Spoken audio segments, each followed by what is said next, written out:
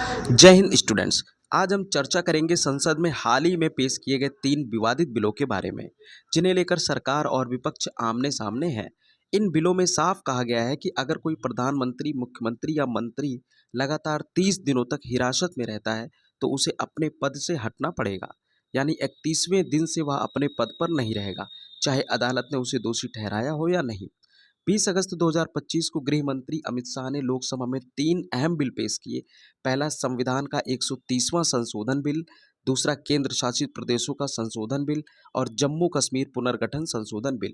इन विधेयकों के जरिए संविधान में बदलाव का अनुच्छेद 75 के तहत प्रधानमंत्री और केंद्रीय मंत्री, अनुच्छेद 164 के तहत मुख्यमंत्री और राज्य मंत्री और अनुच्छेद 239 ए के तहत दिल्ली सरकार के मंत्रियों को इस नियम के दायरे में लाया जाएगा। इसके अलावा जम्मू कश्मीर पुनर्गठन अधिनियम में भी बदलाव करके मुख्यमंत्री और मंत्रियों की पदच्युति का प्रावधान जोड़ा जाएगा।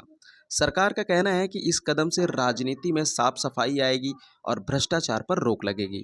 जैसे सरकारी कर्मचारी हिरासत में जाते ही निलंबित हो जाते हैं, वैसे ही अब नेताओं को भी छूट नहीं मिलेगी। यह जनता के सामने पारदर्शिता और जवाबदेही सुनिश्चित करेगा। लेकिन विपक्ष इसे पूरी तरह गलत बता रहा है।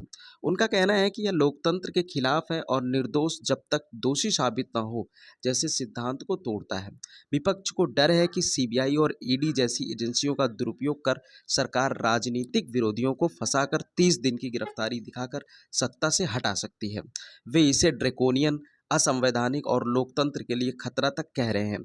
कुछ विपक्षी नेताओं का तर्क है कि सिर्फ 30 दिनों में किसी को निर्दोष साबित करना लगभग नामुमकिन है और इस कानून से लोकतांत्रिक संस्थाओं को कमजोर किया जाएगा। हालांकि इसी बीच कांग्रेस नेता शशि थरूर ने अपनी ही पार्टी की लाइन से अलग हटकर इस प्रस्ताव को उचित बताया और कहा कि जनता के चुने हुए प्रतिनिधि को जनता के सामने जवाबदेह होना चाहिए। फिलहाल इन तीनों बिलों को संयुक्त संसदीय समिति यानी जेपीसी के पास भेज दिया गया है, जो सर्दी सत्र में अपनी रिपोर्ट पेश करेगी। उसके बाद ही तय होगा कि ये कानून कैसे लागू होंगे और क्या इनमें कोई बदलाव किया जाएगा। तो स्टूडेंट्स, यही है वे 3 बिल जिनका असर भारतीय राजनीति पर गहरा पड़ सकता है। सरकार इसे सुधार बता रही है, जबकि विपक्ष इसे लोकतंत्र पर हमला मान रहा है। अब देखना यह है कि संसद, अदालत और जनता इस कदम को किस रूप में लेती है। अगर आपको ये जानकारी अच्छी लगी हो तो वीडियो को लाइक, शेयर और सब्सक्राइब करना ना भूलें। और हाँ, अपनी राय कमेंट में ज़रूर बताएं।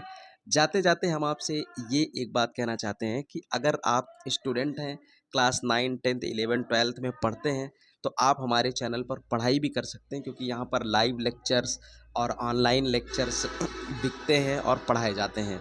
तो इस